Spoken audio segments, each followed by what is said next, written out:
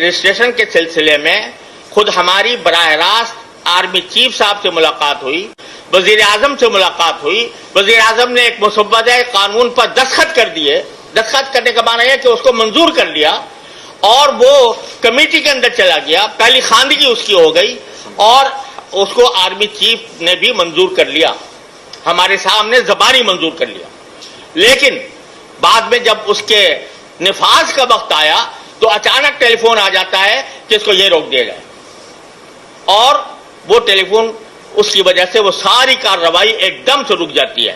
میں اور مولانا حنیف جالندھری صاحب ایک ہفتہ اسلام آباد میں اس کام کے لیے پڑے رہے اور اس کے نتیجے میں ایک ڈرافٹ پر اتفاق ہوا، لیکن اچانک ٹیلی فون آ جاتا ہے کہ اس کو روک دیا جائے. ساری کابینہ منظور کر چکی، اسمبلی میں منظور ہونے جا رہا ہے، وزیر اعظم منظور کر چکے، اور ایک دم سے ٹیلی فون آ جاتا ہے کہ اس کو روک دیا جائے، اور پھر اس کے نتیجے میں اسمبلی ختم ہو جاتی ہے اور وہ قانون جو کا تو رہ جاتا ہے.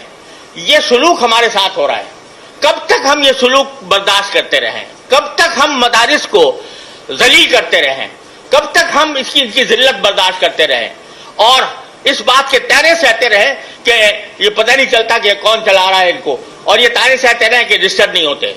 اس لیے آج ہمارے اس اجلاس کے اندر یہ طے کیا گیا ہے کہ ہم اپنے وجود کے تحفظ کو اور دینی مدارس کو برقرار رکھنے پر اور ان کی آزادی اور خود مختاری برقرار رکھنے پر ہم سب ایک پیج پر ہیں. ہم سب الحمدللہ متفق ہیں اور اس بات کا عزم کیے ہوئے ہیں کہ ہمیں مدارس کی آزادی اور خود مختاری کا ہر قیمت پر تحفظ کرنا ہے، اور کوئی طاقت دنیا کی ہمیں اسے نہیں روک سکتی.